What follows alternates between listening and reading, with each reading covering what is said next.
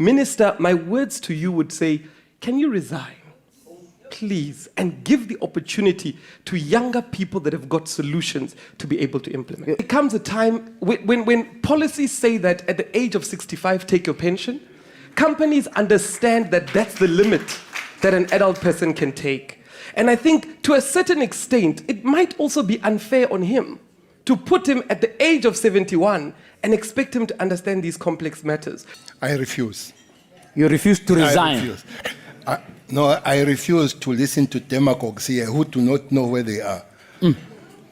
You see, you called us to come here to resolve the problems.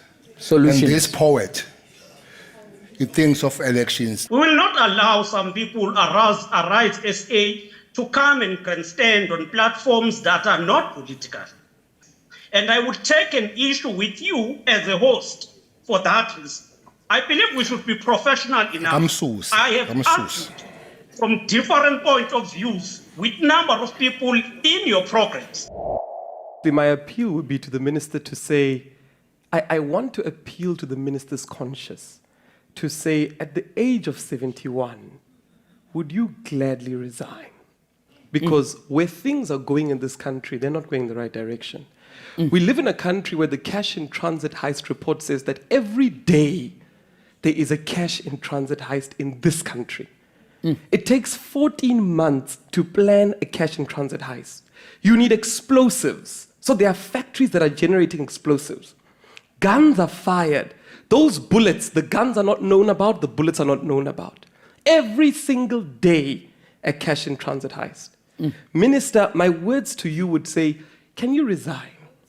Please, and give the opportunity to younger people that have got solutions to be able to implement. So you don't have confidence in him at the moment? Look, I think there comes a time when policies say that at the age of 65, take your pension, companies understand that that's the limit that an adult person can take.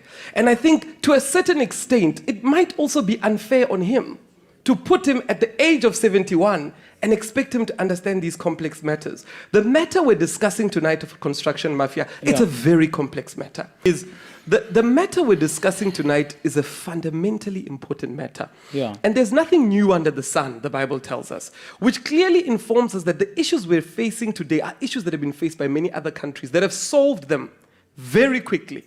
We're now in democracy 30 years. We are still discussing black people going to beg for jobs in their own localities to be able to earn a living.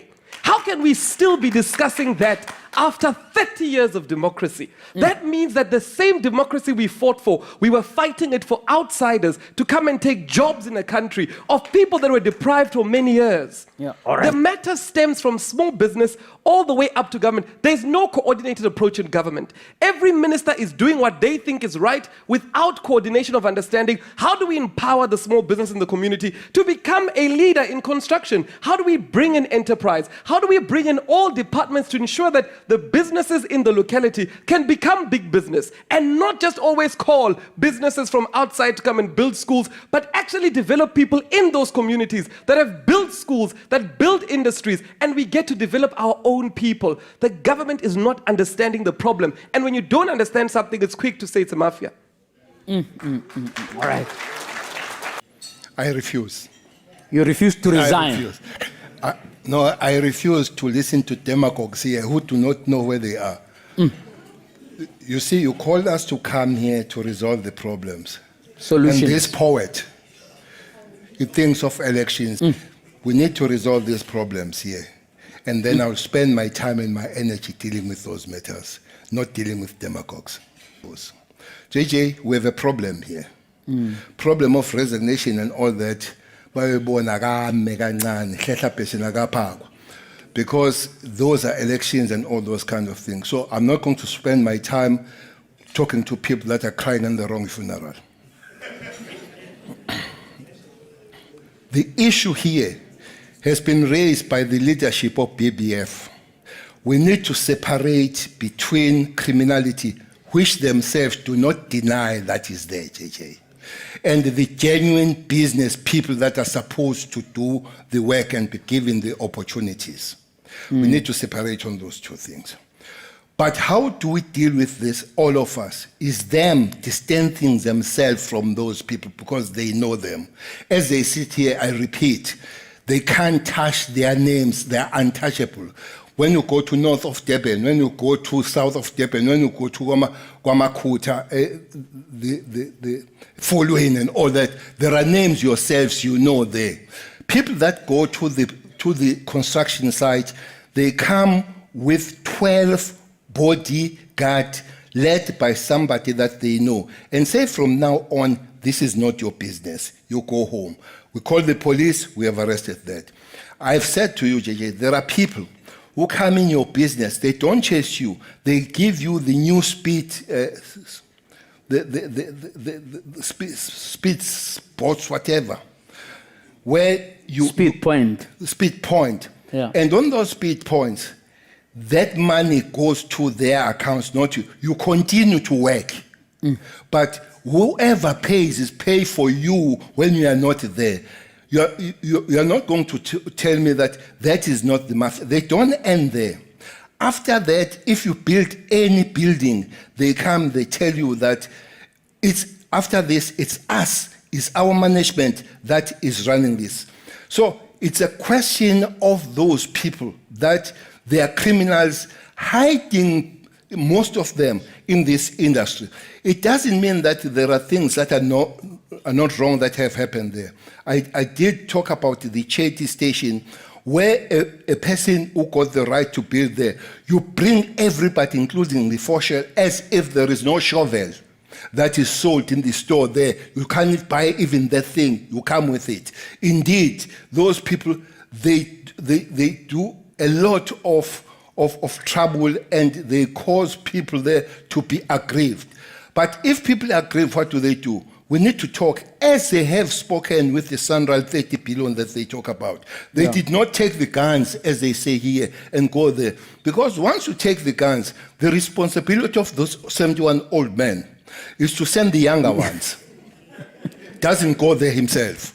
Is to send the younger ones so that they arrest, and indeed, 12 armed of them, we arrested them, we put them there for the whole weekend. Yeah. We took their You feel you are winning the war. Yeah. Just give me a simple answer, because the people at home may not have benefit of the whole evening. But I just want to know, you feel you are winning that war? It's not me who's saying so. Are the people that are sitting here that they can see the light at the end of the tunnel. They talk about the 30 billion that they did not fight for using guns. They sat down and that is a progress. Where they do that progress, whoever that gets out of that progress, and that's what we get paid for. We get paid to make sure that we enforce the law, and we are. And to come here and give statistics that do not exist, there is no cash house in every day here, JJ. We have arrested 75 of those people, and they have engaged us on the field as they shoot us. 62 of them, they are on the dust. Starting with the 19 of them, 4 of Kwamashu, 2 last week, omunye simlandela, odubli phoyisa lapha, simlandela la, so rent indlu ka 65,000 la. Simlandela. So, le daily, mhlawumbe wena wenza i-cashier's daily. Kodwa ke mayenza i-cashier's daily sombamba. Azuthi sombamba masingeja. I'm trying to respond because umyekile wakhuluma into ayithandayo. Ungangiqande base ngikhuluma into engiyithandayo. But I'm not here for that, JJ. Okay. I'm here to say, let's work together. Let's arrest people that break the law, but let's open the space for the genuine people that want to make business. And let's work with those people. But they must also work with us to take out criminality within their environment. All right. Let's go to Minister Zikalala, who's still joining us virtually. Minister, please weigh in. Minister? No, I think before I get into that question, may I deal with the fact. You invited us as government, not a political party. It is wrong of you to place in the panel someone who represents another political party. If you wanted that, you should have invited us as the ANC. We will come and participate. We will not allow some people arise SA to come and stand on platforms that are not political. I would argue with a businessman, I would argue scientific analysis with an academia, and that's why I respected the program pursued by you on the basis that it was non-partisan. Dagada is a representative of a political party. He himself has displayed his ignorance of how government works. And I would take an issue with you as a host for that reason. I believe we should be professional enough. I have argued from different points of views with number of people in your programs. But I cannot allow a situation where a naive politician, Bheki Cele, is given a platform that it doesn't deserve. You should have invited the IFP, the DA, and all other people to participate. We would have been there, participate as the ANC. Now, I think that is my first point of departure around grandstanding of people who are naive and ill-informed. He talks us and he talks today and say Africans are begging. We can narrate the project we have done to empower Africans. He cannot connect to those because he is campaigning at the expense of the invitation to us to come to deal with factual issues. I must engage with you and your audience on the basis of the entrepreneurs who are deprived, on the basis of the Durban Chamber of Commerce who are affected. But I cannot come here and engage with someone who is grandstanding because he represents a political party. Unless you will tell me he represents a particular institution, he is a professor and he was invited to here as a professor. And I wanted to take an issue with that. It is unprofessionalism. And I don't believe that we could allow to be subjected to such a thing. If you want a political argument, a political debate, I will be available even at night or in the morning, but not to invite someone who does not belong to this panel to come and grandstand on cheap ideas. Now, having said that, let me be firm. If you will go to CIPP, you will see Africans that most of your grade 8, 7 are blacks going down. And why is that? It is because the ANC-led government from 1994 has implemented dedicated programs that seek to empower Africans to become in the industry. I've got names of Africans. Your guest might not be familiar with that because Bheki Cele. And don't allow us to come and debate with idiots. We deserve to respect each other. Let's debate on facts.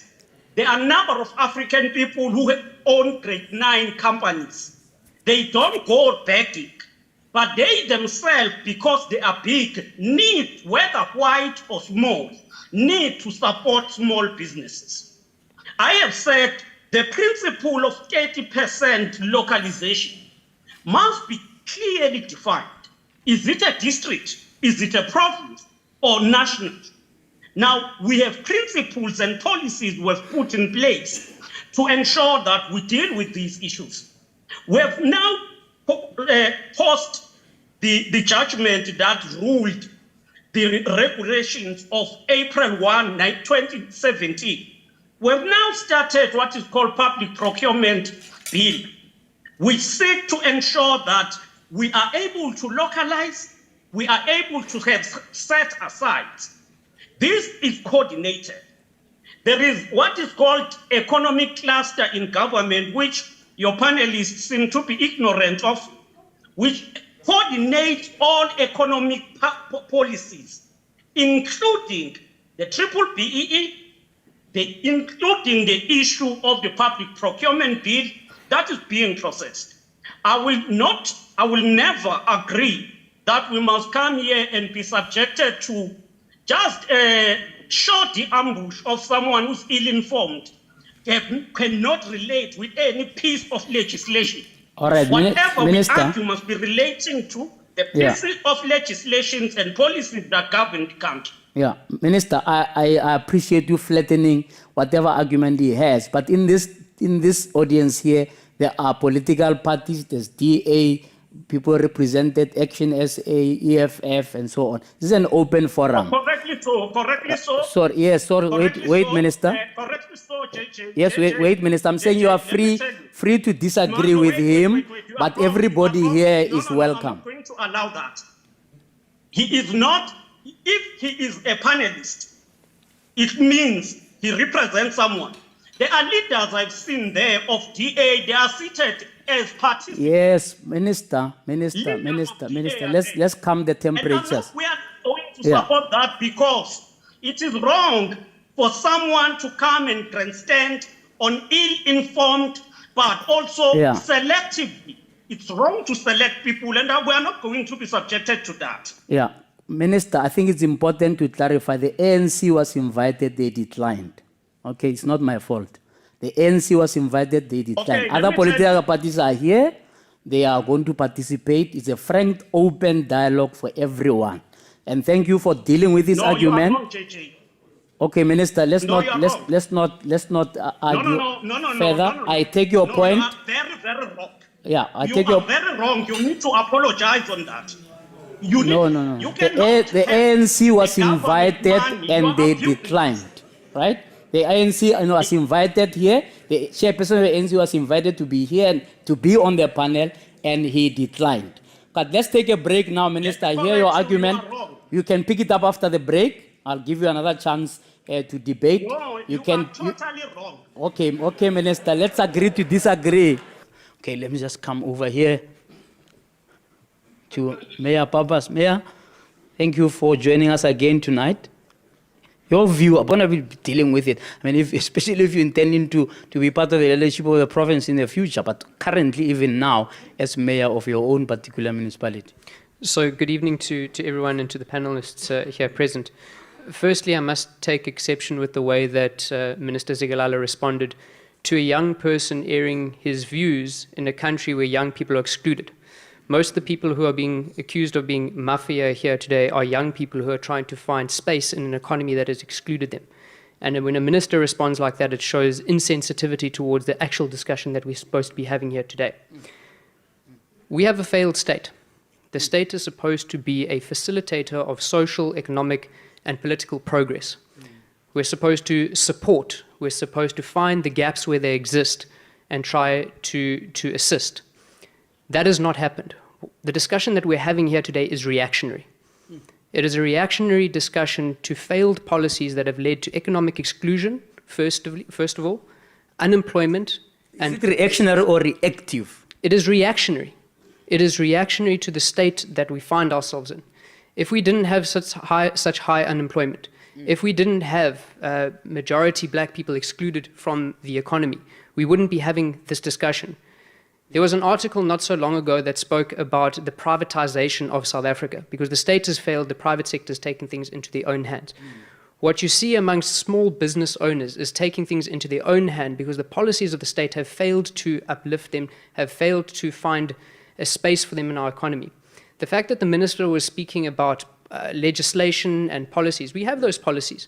What he needs to admit then is that the state's policies currently have failed, including the preferential procurement, including triple B, double E, they have failed because the same people keep getting assisted, whereas small people are not finding expression within the supply chain systems of government, but also within the broader developmental perspective of our country. Can you tell me, in terms of this so-called failed police? I mean, that's across.